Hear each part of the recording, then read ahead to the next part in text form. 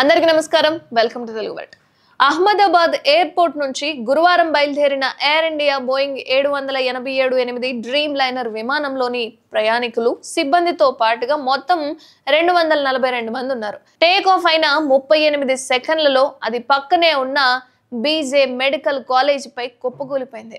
అయితే అదే విమానంలో బతికి బయటపడిన రమేష్ తాను ఎదుర్కొన్న భయానక అనుభవాన్ని మీడియాకు వివరించారు. అయితే విమానం ఎడమ వైపున ఎమర్జెన్సీ డోర్కు అత్యంత సమీపంలో అతను కూర్చున్నాడట. అతని సీట్ నెంబర్ 11A. గురువారం మధ్యాహ్నం సర్దార్ వల్లభాయ్ పటేల్ అంతర్జాతీయ విమానాశ్రయం నుంచి టేక్ ఆఫ్ అయిన కొద్ది క్షణాల్లోనే బీజే మెడికల్ కాలేజ్ భవనాన్ని ఢీకొట్టిందని చెప్పుకొచ్చారు. వెంటనే అతను చనిపోయానని అనుకున్నారట.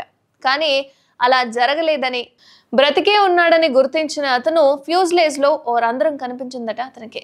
ఇక కూర్చున్న సీట్ బెల్ట్ వెంటనే అన్లాక్ చేసి ఆ రంధ్రం నుంచి కాలితో తన్ని అందులో నుంచి బయటికి దూకేశాడట ఆ వ్యక్తి. అయితే అది ఎమర్జెన్సీ తలుపా లేదంటే విమానం ఫ్యూజ్లేజ్ లో పలిగిన భాగమా అనేది స్పష్టంగా తెలీదు. నా కళ్ళ ముందే అంత క్షణాల్లో జరిగిపోయింది. నేను ఎలా బ్రతికానో నమ్మలేకపోతున్నాను అని చెప్పుకొచ్చాడు. ఇక కొద్ది క్షణాల పాటు అతను చనిపోతున్నాననే భావనలో ఉన్నాడట. కళ్ళు తెరిచి చూస్తూ నా చుట్టూ మృతదేహాలు చెల్లాచెదురుగా పడున్నాయి. నేను బ్రతికే ఉన్నానని తెలుసుకొని అక్కడి నుంచి నడుచుకుంటూ బయటకు వచ్చానని చెప్పుకొచ్చాడు రమేష్. రమేష్ సీటుకు ముందు సీట్ల కంటే కూడా ఖాళీ స్థలం ఎక్కువగా ఉంది. అది అతను తోటి ప్రయాణికుల కంటే ముందుగానే తప్పించుకోవడానికి అవకాశం కల్పించిందని నిపుణులు అంటున్నారు. అలాగే విమానంలోని ఇతర ప్రయాణికులు బయటపడలేకపోవడానికి కారణం అది భవనాన్ని ఢీకొన్న తర్వాత అటువైపు హాస్టల్ కూడా అడ్డుగా ఉండడమేనని చెప్తున్నారు.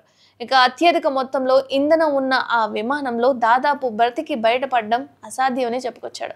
అలాంటిది ఓ ప్రయాణికుడు స్వల్ప గాయాలతో బయటపడడం అదృష్టమని అధికారులు అంటున్నారు. కాగా ఈ ప్రమాదంలో కూలిన విమానంలోని 242 మందిలో 241 మంది చనిపోయారు.